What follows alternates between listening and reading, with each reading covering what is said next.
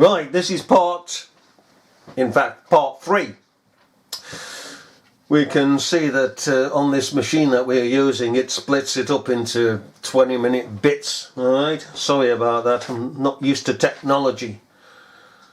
Now then, let's continue on. Wording is completely not me. Right, okay. So you wouldn't use those type of words. So can you recall any kind of incident at all with a female resident? That's loads. I know who she is. Yeah. Can you recall that specific incident though? That's what I'm trying to kind of pin you down to. No, because I didn't say anything like that. Right. Okay. I would not start shouting at somebody. I would never do that. End of. Right. So if they started shouting at you first, how would you react? Well, I would get very upset and everything because I don't go out in the garden very much. Mm-hmm. And I do admit that I have swore at them, twice I think it was. Okay. And that's it, just to get away from them and get in, because I wouldn't go into a slagging match. No way would I go into Done more defensively.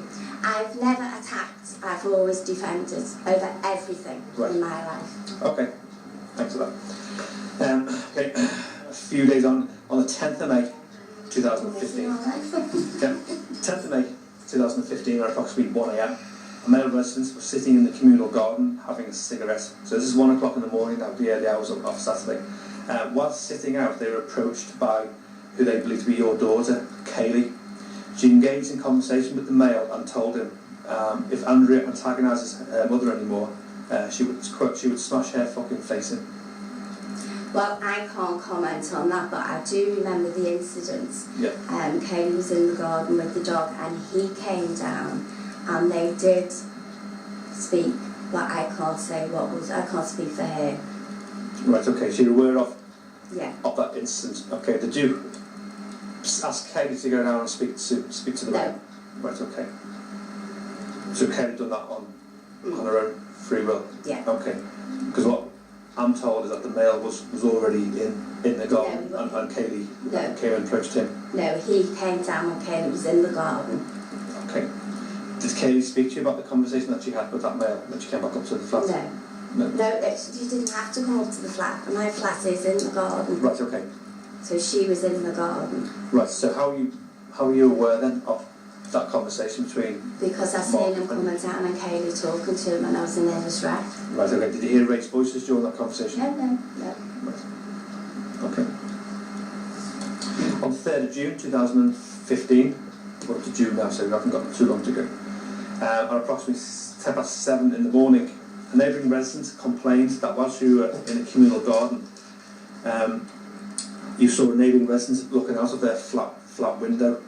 You, Marion, were then seen making a finger gesture up towards their window and then shouting, "Fuck off, I'm going to kill you," whilst crossing your fingers under your neck and thinking the benefit to take from underneath your neck with your finger, kind of that way, as if they're going to kind of do some serious harm.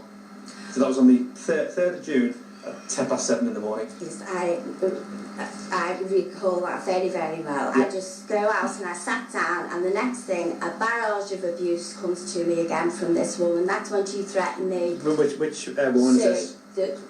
The one on the end who said a lot of the things. She came out again and gave me a barrage of abuse. I was carrying on with married men. That the neighbours were going to have me evicted for all the noise. I did shout back, if they have me evicted because of all the noise, it's because of you, because they're always outside mine. She told me that she would get, she knew a lot of people. She told me that every time that I go out in the garden with the dog, she'd be out. Yeah. Oh, and Andrea, 3 flights up, was looking out and, they were sort of all ogling. So there's no way I could have attacked her and there's no way she could have heard any because she's 3 big stories up. Well, if you shouted, you'd be able to hear something. Well, I was arguing with the Right, okay.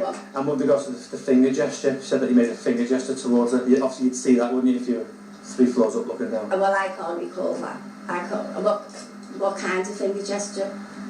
What I would suggest is either 2 fingers or 1 finger or well, something possibly, else. But I mean, I can't recall because I was all uptight the fact that I only went out for a cup of tea with the dog, right morning, I'm up at 5:30 most mornings, Right. and I can't go out in the garden. So again, I went in and called the police. I was very upset with it. That was locked as well, wasn't it? Yeah, Okay. yeah. So when you said possibly with regards to the finger gesture, I think it's something that you might have done or just can't remember whether you would have not. It's very expressive with the hands, Marion, Yeah. so whether that's been Yeah. misinterpreted. Okay. So there was an incident that morning, but not as perhaps I call the described by police. I call the police, but they call the police as well. This time, it's normally only me. Okay, thank you. Okay, And I do remember they accused me of picking on the young girl upstairs. You do know these are all related? I'm fully aware of who people are living in that. Except for one, he's not related. Okay, how long have you lived there, Marion? I've been with the landlord for how many years was it? Oh, it's about 7 or 8 years, did you Yeah. say? We've been there about 2.5 now, I've been in Shrewsbury. So actually been No, seven. I've been, no, as well. Oh no, sorry. 7 years in the other place with the landlord, and I think So it's seven months you've been with Jim. for about 14 years, I think. Okay. Right, on the 6th of June, so the weekend just gone, apparently there was a fire Oh, at your property. can Angela live out, John? No, I've seen it gone. You need to speak to Michael, let him answer the question. I think allegations I'm from not me saying there's aware of a a fire. right, okay. With the fire brigade were called into your property. Brigade were called to my property. Yeah, this on Saturday. I would Yes, have late- I think it was late Saturday afternoon, I think it was. Yeah, Yeah. Because that was whenever the fire brigade called that day. yeah, okay, so what happened then? Well, I went in, my daughter's had the dog, I had a mum, and she picked him up from the park, okay? I got him a special piece of meat, a piece of gammon, and I was going to have it with him as well. And I put the gammon on in a big pan, and I went down to watch the telly and fell asleep. Right, okay. And I blame that for me not getting rest, not being able to get sleep because of all the noise outside, and being on medication as well, because it's reached just a point of, where we need help. Okay. So basically, effectively, you were cooking in the kitchen. Boiling something in the kitchen. You fell asleep for one reason or another, and presumably the water evaporated from what you bought, and then obviously thick black smoke was generated from that. No. Right, okay. I mean, it sounds as if it's an accident. You can't be, accused of anything wrong there. But I think a little inference was that the fire might have been started deliberately by yourself, and residents had concerns because it's kind of, you live in the same building kind of thing. They felt that they could be potentially at risk. That's all. I can't cope with the sound. Oh no. Okay. I've just got to put that to you. That's No.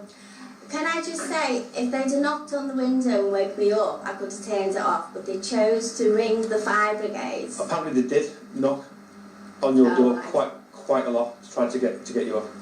Oh, According to the reports I've received. But I can't argue, but I Alright, mean... okay. So basically then there was well, it wasn't a fire as such, there was something that was bored and dry, and they associated smoke with that. They said there was flames coming from everywhere, the kitchen was destroyed, and there's nothing like It's been that. a pan, I've seen Yeah, it. yeah. The landlord came out, the other landlords. Yeah, and more of that called out on Monday, didn't he? Yeah. And he said he had been told the kitchen had been destroyed, and there was nothing in the kitchen, there was no sauce, no nothing, and the pan is, the handle's still on it, everything's still there. Right, okay. It's in the car. Yeah. If you want to see it. That's it's okay. in No, the I'll car. take your word for that. That's fine. But no, thanks for clarifying that for me. Okay. Just need to move on to three sort of the biggest sort of emotive issues within Shrewsbury. But the first one is dog fouling. Okay. There's allegations made by residents that yourself, Marion, allow the dog to basically defecate in the garden and then you don't clean it up. Also allegations that you allow the dog to basically wait and it cocks its leg on the kids' toys in the garden area. Just two examples of dates that residents have given me. First one, 3rd of June 2015, approximately 7:10 in the morning. Resident witnessed your dog weeing all over children's toys that were in the garden. So that was the same date of the fire? That was the same date as where you would allegedly gesticulate up to. Right, okay. Up to. No, they're trying to justify why they swore at me. Okay, that's what they've said. And they've recorded a further instance on the 21st of March. A resident's daughter, who's aged 2, picked up a hula hoop in the garden, which is covered in dog excrement. And the dog excrement then obviously went all over the 2-year-old's hands. Can I just say, my dog is never off a lead. Right. He does have a little wee on the lavender plants by me, and I do spray it to try and preserve it. He's never dirtied outside there. The girl next door has a daughter that used to come down every day. Her dog used to run round all the time. Yeah. The lad on the end, his dog is running round off lead with the children. Also, they had 13 people outside my home the other week, and they had another 2 dogs with them as well. And my dog is taken out 6 in the morning or 7 round the block. I might take him out just for a minute and come in to make my tea and get ready, and then I take him for a walk. He does not dirty in the garden. When he was a tiny puppy, he might have had 1 or 2 accidents. I picked it up, but when they started accusing me of the dog dirtying, I protected the dog by making sure he's on a lead and he comes out with me. Yeah, I mean, I haven't got a dog, but if he's kind of using the communal garden as his exercise area, I don't see a problem in him going to the toilet in the garden, as long as it's picked up. It's like your dog does business on the pavement, as long as you pick it up. Unfortunately, I can't take my dog out to exercise because every time I go out, they start shouting and screaming at me. My dog was somewhere the other day and he was shaken because of these people. Right, okay. Do your grandsons ever look after the dog? Well, I have had my grandson. Okay, do they ever look after the... Oh God, twice he got caught. Once he took him in the garden and I shouted at him. I said to him, will you take him out of a nice? I said, just walk him around the block. And he did. He said he saw that lady. I said, where did you go? He said, I only walked round the garden now. I said, oh my God. I said, I told you not to do that. I said, because these people are waiting to just get anything on me, and because you're young, they will say that the dog has dirtied. I said, and the next day I said, did he dirty? He said, no, Nan. Right. Because I knew. Okay, so at least, obviously, you sound as if you're a very responsible dog. You know if the dog does, definitely, you wouldn't intentionally, obviously, you don't live actually in, it's not peace and tranquility at the moment in Shrewsbury Road, so you wouldn't, as long as I'm aware that you're satisfied that you wouldn't intentionally let a dog dirty in the garden to kind of cause the residents to continue. Everything these people have wanted, I was just saying before, wasn't I, Angela, I've adhered to. They didn't want me in the garden, I left the garden. They started intimidating me in my flats. I left the flats, I came back and put net curtains up. Then they started saying I was stealing from them and I was robbing from them. Now, that's gone, and now it's this. Right, okay. So, I don't need to discuss any more about dogs, but you've expressed your, obviously, concerns, and I'm satisfied that, you don't intentionally allow the dog to do his business in the garden. Well, if you did, you'd certainly you'd pick it up. I can understand the point as well about the dog, if it has a weight on kids' toys, but I like to think that you would prevent that from happening. Of course. Okay. The other emotive issue within your block is the use of CCTV cameras. Yeah. A lot of complaints alleging that your cameras, Marion, are deliberately focusing on the communal garden, and particularly when children are playing in there. I know Jim, the landlord, wrote letters to all residents yesterday saying that he doesn't want CCTV at the properties anymore. That's quite worrying when they're saying that the cameras are deliberately focusing on children, and that's intimidating, especially the time the youth leader, or I was. It is concerning, but I've also had a letter from the NHS, like one of the residents got a community nurse who calls around to the property, and she documented that as a concern as well. I've been sent out quite a lot of photographs from residents documenting the cameras, not capturing your property, but looking outwards into the communal garden. I don't know whether I don't think it's to specifically watch kids in the garden, because they are focused on the communal garden area at times. If kids are in there, they would be captured. No. The reason I've got those cameras there, and the garden is a tiny square bit in the front of a window in the porch. Yeah. And I've been broken into through that. I've had a board by them put up when I put a plastic camera in there for protection. The cameras are in the window which are faced that way, so obviously I couldn't face them out because the ledge is only that big. Yeah. One is faced at my door because they accused me of stealing, so I had to have proof of what was coming to there. Yeah. The other one is in the laundry room, Yeah. facing to this porch, Yeah. and that catches the other side of it, and that's how it causes stealing a pole. The other one causes barricading the door to stop me going in or out, and creating a scene for everyone to come and watch it. And I wouldn't have had that evidence because they've been harassing me for 2.5 years, and I was always told I needed evidence. Okay. I got the evidence and still nothing has been done about it. Okay. If I take those cameras down, I've got no security. They pass my bedroom window constantly, and everyone that comes on the property to go to them next door, they come down my path and along through past my bedroom window and my front door. I'm isolated and on my own. So I've told the landlord I'm more than happy to take them down if he can come up with an alternative security. Right, okay, because I think what's been suggested is that obviously the cameras that you have, you move them around quite frequently, and I leave them. it unnerves residents. I think what Jim, quite rightly has said, in order, because people have been warned about the cameras in the past. I think they sent the same letter as I think on the 19th of March, and because complaints continued with regards to the CCTV, I think Jim thought, well, the easiest thing is just to remove the CCTV.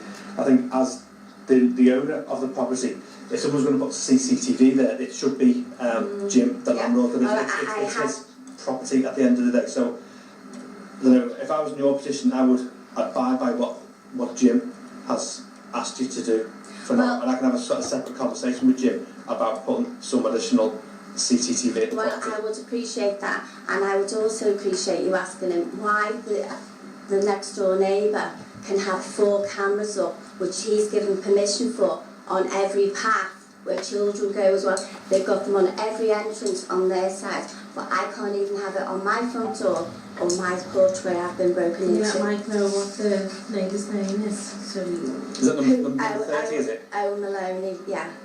Right, He's okay. given him permission to have Right. these cameras. Okay, well I think, you know, I don't know what goes on with Jim and his tenants, but I presume Jim he's had no complaints about the use of that gentleman's cameras, whereas with your cameras it's different. He's had quite a lot of complaints. I mean, residents have been in touch with Jim quite a lot, and one of the main issues is the use of CCTV.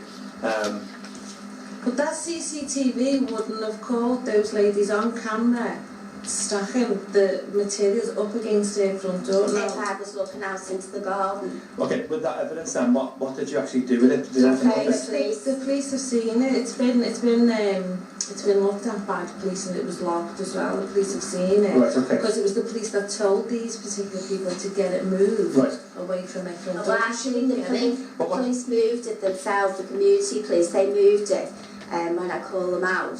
Okay. And then, first of all, a policeman, on that incident, I can't remember, yeah. Okay, what did Jim's latest letter? I think he was delivered to tenants yesterday. Say to you, did you get a letter from Jim about the CCTV? You did say you I you did. got one. And he's rang you Oh, today I as well, have hasn't He's he? rang me today. Now then, just as another point, I've just come in. You've heard all the things that have gone on. I've just come into the office and some stuff, and I just noticed that again, this Mike O'Brien is avoiding even the evidence that this old lady has brought. He just said, didn't he, in the last picking piece? Well, he was told in the last piece here by this woman that she'd got her CCTV up. Alright, recording what that family that had moved in had done, and that the police were in attendance. Where is that evidence with this officer of the council? And why isn't he saying to this old woman, right, I'll look into that, I should have got that, sorry about that? Why is it always one-sided? And he ignores it, you see. He ignores what she's saying. She's saying there's evidence. There's evidence with the police. I'm ignoring it. That's his attitude. I'm ignoring it. Because it is clear by what is going on here that he has every intention of having this woman confess to something she's not done. It's a disgrace. Utter disgrace. Let's carry on. We're not far to go, I believe. And said, I can't remember, I'm sorry, my brain's gone dead. I think he's basically said he wants to know where you're up to about moving. He's chasing her to move, but we're doing everything within our power to do that. I can speak to her after the interview about that. That's okay. Oh, that's you. Is that one? Okay, I'll bring it.